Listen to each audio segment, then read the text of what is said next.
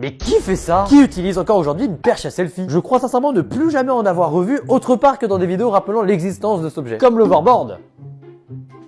C'était bien 2016 quand même. Mais qui fait ça? Bon, pour celui-là, je sais que pas grand monde sera concerné. Pourquoi t'es timide comme ça? Qui, sur cette planète, a tellement abusé des têtes brûlées que ça lui a créé un trou dans la langue? Levez la main les gros nazes à qui c'est arrivé.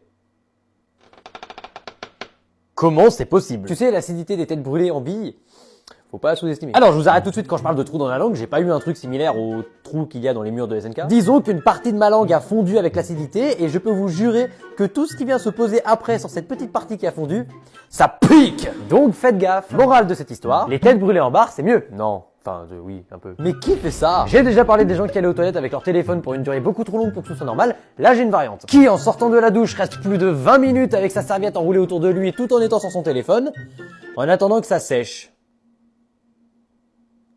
Bah autant s'essuyer, non? Je vois ça vraiment comme pour les chiottes. Laissez votre téléphone de côté 2 minutes, ça va pas vous tuer. Je sais qu'en général, les gens qui font ça, c'est juste des gens qui ont beaucoup trop froid pour pouvoir s'essuyer et qui du coup attendent patiemment de sécher pour pouvoir avoir moins froid après.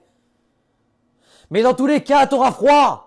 Alors autant s'essuyer direct. Moi je dis se doucher, de toute façon c'est surcoté. Quand t'es au chiottes, t'es sur ton téléphone. Quand tu sors de la douche, t'es sur ton téléphone. Ça va être quoi la prochaine étape? Quand t'es en train de ken, ça c'est audacieux. Au moins sur ce terrain-là, nous la team été, on marque quand même un point. Osez me dire que c'est pas agréable de sortir de la douche sans avoir besoin de grelotter comme un glaçon. Allez, encore un petit effort, l'été c'est dans 4 mois. Après, j'ai quand même envie de dire, malgré tout ça, mieux vaut quand même utiliser son téléphone après la douche que pendant sa douche.